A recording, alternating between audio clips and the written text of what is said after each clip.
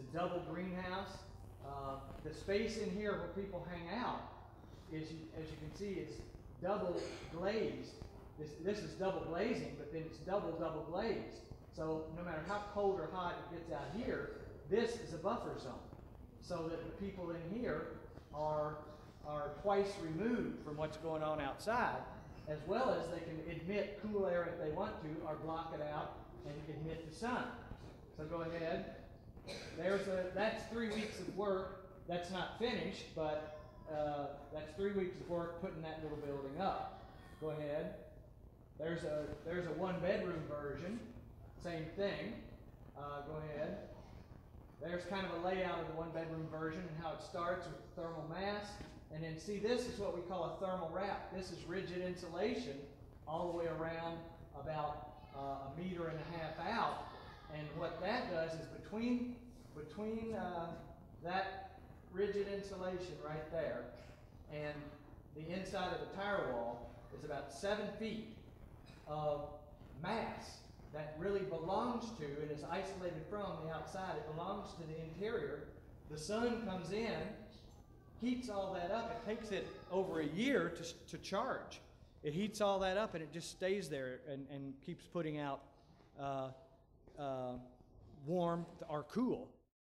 Your power, your water, your sewage, your thermal solar heating and cooling, your contained sewage treatment, your recycled materials, they all go together to make this building that will simply take care of you.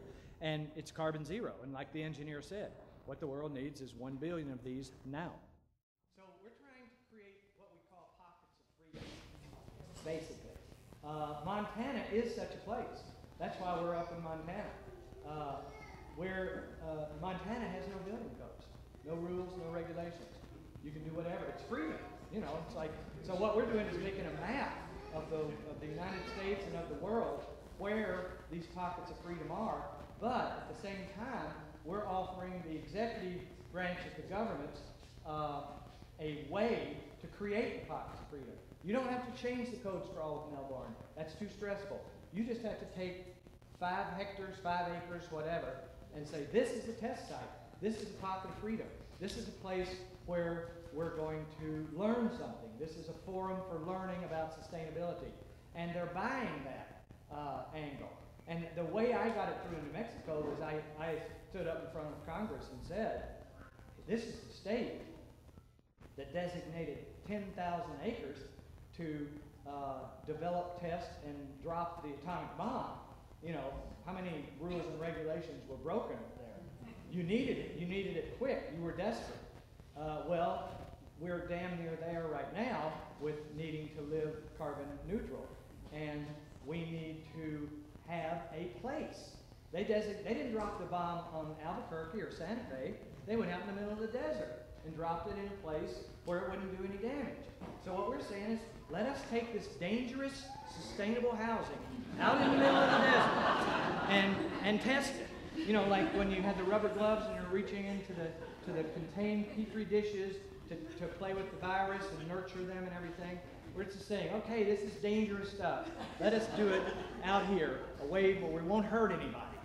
And they're buying it. So what we're saying is we've actually written the law. The law got passed in New Mexico. It's still too complicated, but it does work. I'm using it right now in my community.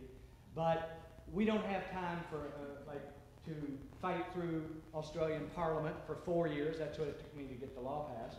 So what we're doing, we learned in that process that the executive branch, you know, the Prime Minister, the President, the governors, they can execute and they can enact an executive order that says a few things of how things are going to be. It doesn't change all of the rules and regulations for Melbourne.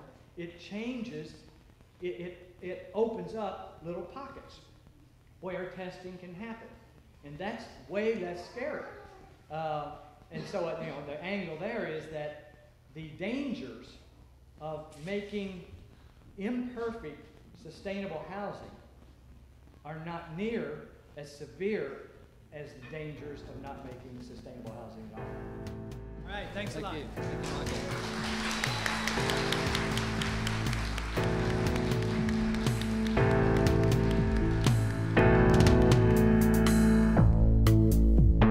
Ah.